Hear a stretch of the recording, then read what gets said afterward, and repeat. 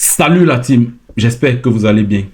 On va faire un petit débrief juste avant notre live de ce soir. J'annonce ainsi le retour de nos lives. On reprend ce soir, donc soyez nombreux ce soir à 20h. Venez donner vos avis sur la prestation des Lions Indomptables et tous les autres sujets. Rendez-vous ce soir à 20h heure du Cameroun. Donc, je vais commencer avec le classement de Rigobert Song. Rigobert Song a fait avec le 4-5-1 ce matin à 3h heure du Cameroun. Et la composition de Rigobert Song est la suivante. Dans les goals, on a le grand retour de Fabrice Ondoa.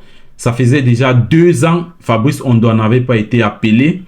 Et Fabrice Ondoa, c'est celui-là qui nous a donné la CAN 2017. C'est vrai qu'au football, on oublie très vite. Mais Fabrice Ondoa, c'est celui-là qui nous a donné la CAN en 2017 où personne ne pouvait miser sur l'équipe du Cameroun. Mais Fabrice Ondoa et les autres se sont donné corps et âme et ont pu nous ramener la Coupe d'Afrique en 2017. Du côté gauche, à cause de l'absence de Nou Tolo, Rigobert Song a fait avec Faye Collins. Faye Collins qui est le latéral droit habituel et qui a déjà eu une fois à jouer du côté gauche. Donc Faye Collins à gauche. Dans l'axe, le vieux Nicolas Nkoulou qui était le capitaine de la journée. Aux côtés de Nicolas Nkoulou, il y avait le défenseur de l'AG Ajaccio, Oumar Gonzalez. Du côté droit, on a celui-là qu'on appelle le partenaire de Rigobert Song, Olivier Baizo, qui évolue aux États-Unis du côté de Philadelphia. Et dans le milieu de terrain, c'était un milieu à 5. On a 3 milieux centraux. Pierre Koundé Malong qui était en 6 devant la défense. Et devant Pierre Koundé Malong, on avait Olivier Okaré. C'est vrai, il y a beaucoup de Olivier à l'équipe nationale du Cameroun. On avait Olivier Kemen qui a joué au milieu de terrain. Et à côté de Olivier Kemen, on avait l'autre Olivier qui est Olivier Cham. Donc on avait un milieu à 5. Et les deux qui ont complété le milieu, à droite, on avait Brian Bemo. À gauche, on avait Brice Mouminga Maleu. Et en pointe, on a l'attaquant de Lyon, Karl Toko Ekambi. Donc voilà le classement de Rigobert Song. Et mon avis déjà sur le classement, selon les 22 joueurs que Rigobert Song a convoqués, ou du moins les 21 parce qu'on a perdu nous Tolo. Selon ceux qui étaient sur la feuille de match, pour moi, il n'y avait pas mieux que ce classement. Ça, c'était le meilleur 11. C'est vrai, après, on peut discuter sur le classement. Pourquoi le choix du 4-5-1 au lieu du 4-4-2 habituel. Dans la pratique, ça se voyait qu'on jouait le 4-3-3. Parce qu'on a Mouminga Maleu qui a occupé le côté gauche et Brian Bemo qui a occupé le côté droit. Ça fait 3 attaquants. Mouminga Maleu, Karl Toko Ekambi et Brian Bemo. Donc, dans la pratique, ça revenait au 4-3-3. Donc, globalement, le classement de Rigobert Song, c'était un très bon classement. Rigobert Song a assuré au niveau du classement. Il n'y avait pas mieux que ça. Selon moi, ça reste mon avis. Il n'y avait pas mieux que ça. Allons maintenant sur le jeu individuel. Individuellement, quelles étaient les prestations de ces joueurs à qui Rigobert Song a fait confiance? Fabrice Ondoa, déjà, c'est la top. Fabrice Ondoa qui a eu une note de 6,6 sur 10, qui est une très bonne note déjà. Fabrice Ondoa a sorti un très grand match. Personnellement, il n'a pas déçu. Il a assuré. Il a assuré lorsqu'on va voir les buts qu'il a encaissés. Je peux bien dire qu'il ne pouvait rien. C'était vraiment des erreurs défensives. Il n'y pouvait rien. Donc Fabrice Ondoa a assuré à sauver le Cameroun comme d'habitude. Fabrice Ondoa, c'est ce joueur-là que lorsqu'il porte le vert ou jaune, il se donne à fond.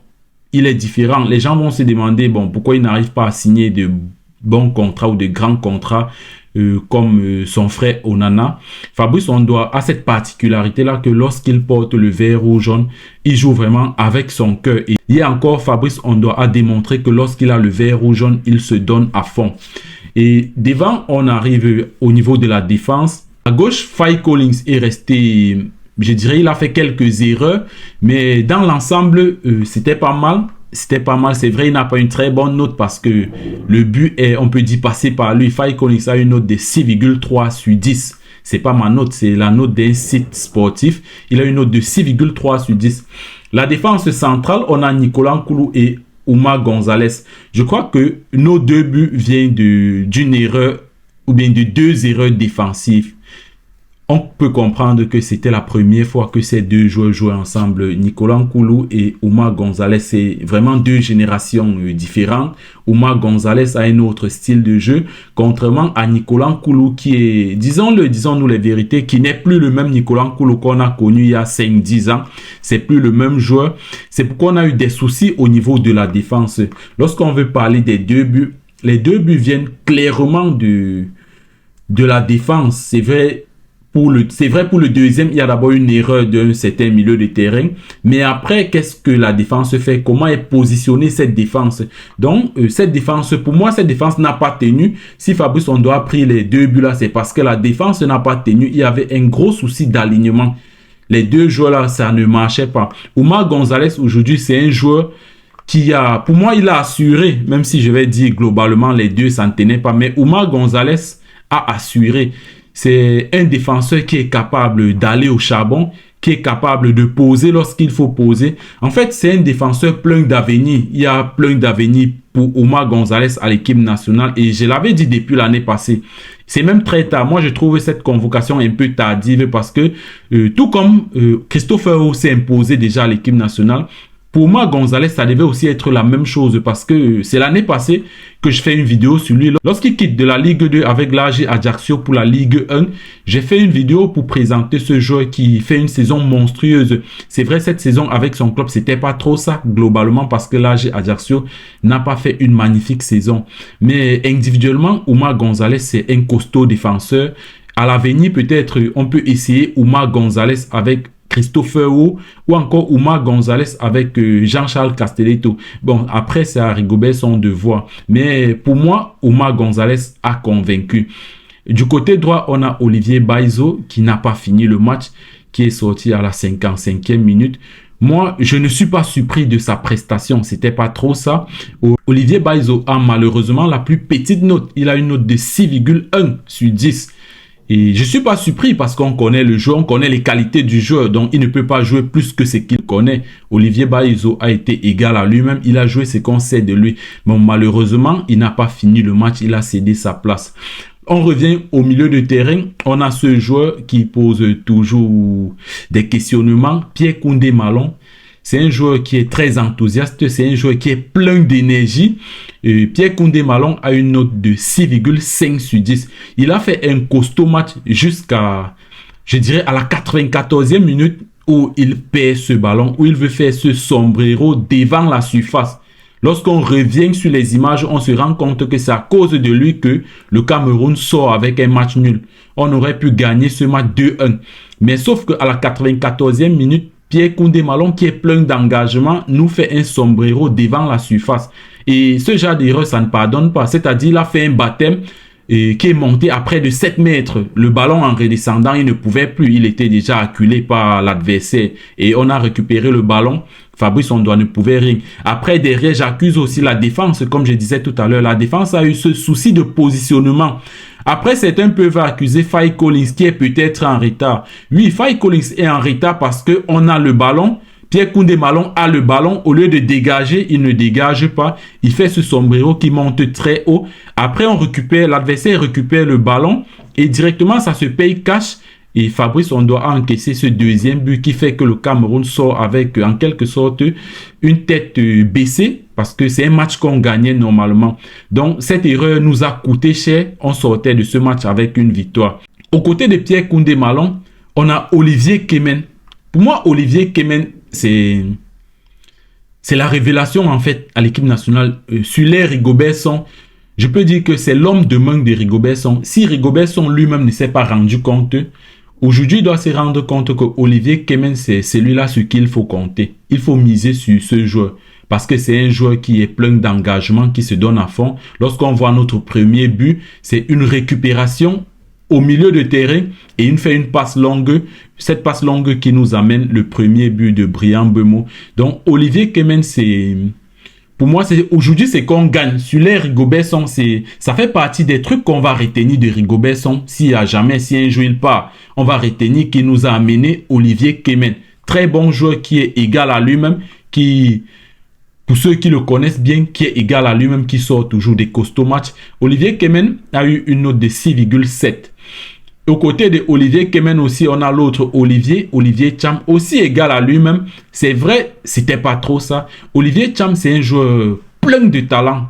Plein de talent. Jusqu'à présent, il n'a pas encore démontré l'étendue de son talent à l'équipe nationale. J'espère qu'un jour, il va le faire. Parce que jusqu'à présent, moi, je reste sur ma soif.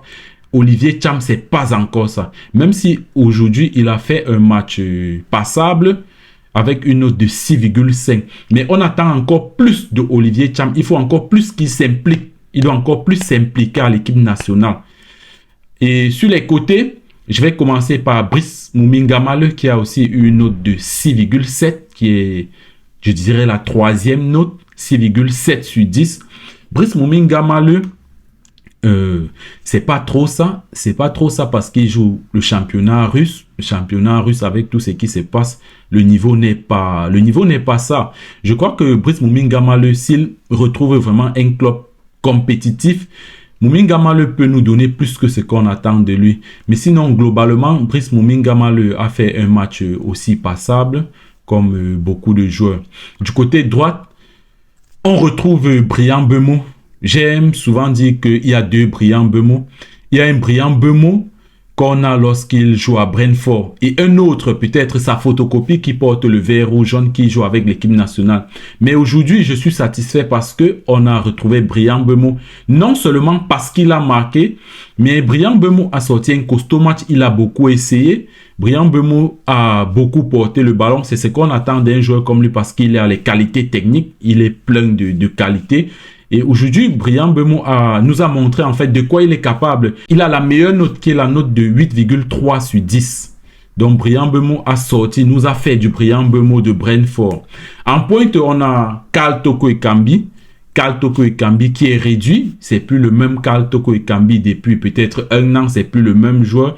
On espère que Karl Toko Ekambi va vraiment retrouver la confiance parce que c'est un joueur plein de talent, mais qui manque un peu de confiance. Karl Toko Ekambi manque de confiance. J'espère qu'il ne va pas retourner à Lyon parce que Lyon, c'est le calvaire pour lui. Rennes a refusé de renouveler son contrat. Karl Toko Ekambi manque juste de la confiance. Mais aujourd'hui, il a marqué. Espérons que ce but lui donne encore un peu plus de confiance parce qu'on a besoin de retrouver notre Karl Toko Ekambi. Donc, globalement, voilà un peu les performances de nos joueurs. Karl Toko Ekambi a eu la deuxième note, la note de 7,9 sur 10. Globalement, voilà la note des 11 entrants. Maintenant, lorsqu'on passe sur le banc, sur les remplacements, Rigobert n'a pas beaucoup fait de remplacements. Il a fait 3 remplacements. Il y a Enzo Gianni, Chato Mbiaye qui est entré à la 55e minute à la place de Olivier Cham. Et Enzo Chato nous a fait un très beau match. Très beau match. C'est un joueur aussi qui est jeune. Il a de l'avenir. Il a des choses à nous montrer et on attend encore voir. Il y a aussi Benjamin Elliott qui est entré à la 87e minute à la place de Brian Bemo. Benjamin Elliott, il n'a pas beaucoup joué, mais je crois qu'il est temps qu'on renvoie Benjamin Elliott dans sa catégorie parce que appeler Benjamin Elliott, il y a mieux que ça. C'est bien de l'appeler, c'est bien que très jeune, il choisisse le Cameroun. Mais après, lorsqu'on veut gagner les matchs, il faut faire vraiment avec ceux qui méritent. Ce n'est pas seulement le fait qu'il est binational, il faut qu'on l'amène, non. Il faut faire avec ceux qui méritent. À son poste, honnêtement, il y a des joueurs qui méritent mieux que lui. Déjà, je suis content pour l'initiative de ramener des joueurs comme ça. Il est à Chelsea, il n'a pas encore joué de match professionnel. C'est une bonne chose. Il est temps maintenant que Benjamin Elliott retrouve sa catégorie. Il a 20 ans. Il peut bien évoluer chez les U23 en attendant qu'il retrouve une équipe première. À 20 ans, lorsque tu es prêt, tu peux déjà jouer dans une équipe première. On a Moukoko. Moukoko a commencé à jouer la Bundesliga à 17 ans. Donc, si Benjamin Elliott est prêt, il peut jouer la Première Ligue ou je ne sais pas trop. Mais il peut jouer une compétition professionnelle. Le troisième remplacement, c'est Ignatius Ganago qui est entré à la 72e minute à la place de Olivier Cham. Ignatius Ganago, jusqu'à présent, il n'a pas encore convaincu. Ignatius Ganago, c'est un très bon joueur qui a sauvé Nantes à la dernière journée du championnat en marquant ce but qui a permis à Nantes de rester en Ligue 1. Ignatius Ganago, c'est pas encore ça. Beaucoup sont déçus de sa prestation. Mais on espère que Ignatius Ganago va vraiment se mettre à fond, surtout lorsqu'il porte le vert ou jaune. Parce que Ignatius Ganago aussi manque un peu de confiance. C'est un joueur qui est bon. Là, on ne peut pas douter de ses qualités. Il est bon. mais il a besoin de confiance, il a besoin d'un peu plus de concentration. Donc globalement, voilà un peu ce qui s'est passé. Moi personnellement, je suis satisfait et honnêtement, je ne m'attendais pas à une telle prestation. Vu ce que Rigobert Song a convoqué, moi je dirais que ces joueurs ont sauvé la peau de Rigobert Song parce qu'après trop de défaites, ça fait mal. On n'est pas fier de perdre chaque fois. Rigobert Song, dans sa tête, il a son plan, il est en train d'essayer les joueurs. Mais nous, le peuple, on veut les victoires. On se nourrit des victoires, on ne se nourrit pas des défaites ou des matchs nuls. Certes, peut-être toi tu recherches des trucs, le coach recherche des trucs, mais nous, ce qu'on attend, c'est les victoires. Donc, ce match m'a impressionné. Je crois que les joueurs se sont donnés à fond pour sauver la peau du coach parce que ça faisait déjà trop. Donc, on est globalement satisfait de cette prestation des joueurs. On va s'arrêter là, la team. On va se prendre ce soir à 20h. Connectons-nous, venons participer, que ce soit dans les commentaires, que ça soit en live, à participer en live. On se retrouve ce soir, la famille. Allez, ciao!